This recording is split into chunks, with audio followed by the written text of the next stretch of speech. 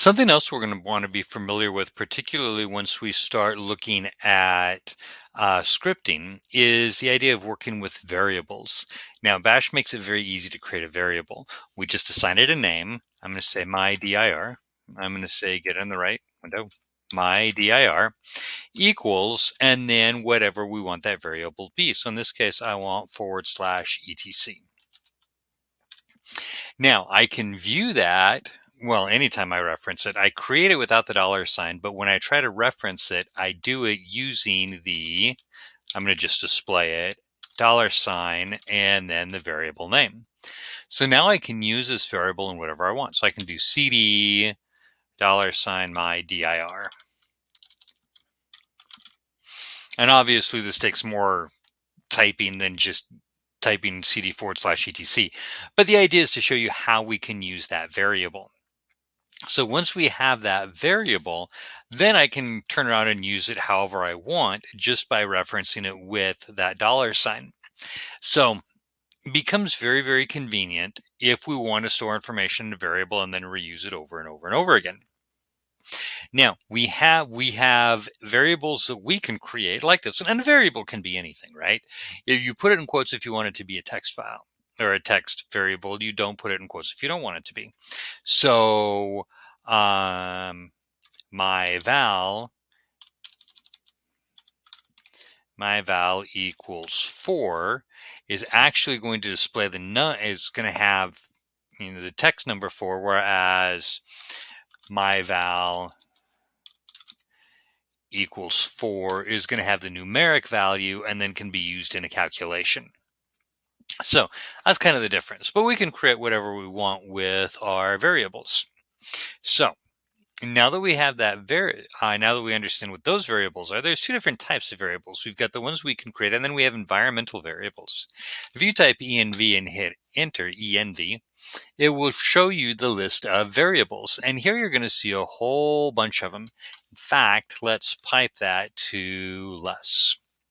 So here are all of my variables. And notice all of these are done in all caps. Now, that's not necessary. They're done in all caps to kind of set them apart from other variables that you might create. Now, you can use, Q will get you out of that less. Now, you can use those variables just like you would use any other variable.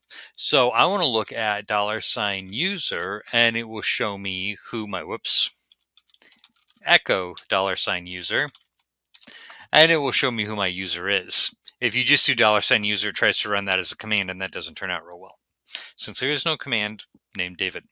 So that gives me variables that are environmental variables that I can reference in my scripts. Now, the other thing we will want to do occasionally is we will want to get some information from a user.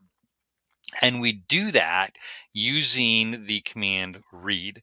So I can do read and number. And what it does is it moves down here, and basically it's waiting for me then to enter a number. So I'm going to enter 15 and hit enter. Now, if I want to view that, I can look at echo $number. Probably help if I put a space there, wouldn't it? And there's my value. Now, obviously, if I'm doing that, we're going to want to try to prompt the user first, right? So it'd be something like this: echo, enter a number, and then that's going to display, and then it would be read number, and then we'd say, all right, I'm going to use 18, and then we'd echo, let me put this in quotes this time, the number you entered was, and then $number. And that's how it would work. Now, obviously, you're not going to enter each one of these commands individually like I'm doing right here. What you would do is you would do it inside a script if you wanted to try to prompt the user for information. And working with scripts is something we haven't talked about yet. In a previous video, we looked at the bash.bashrc script, but we haven't looked at creating our own scripts. It's about time we do that. So let's take a look at that in our next video.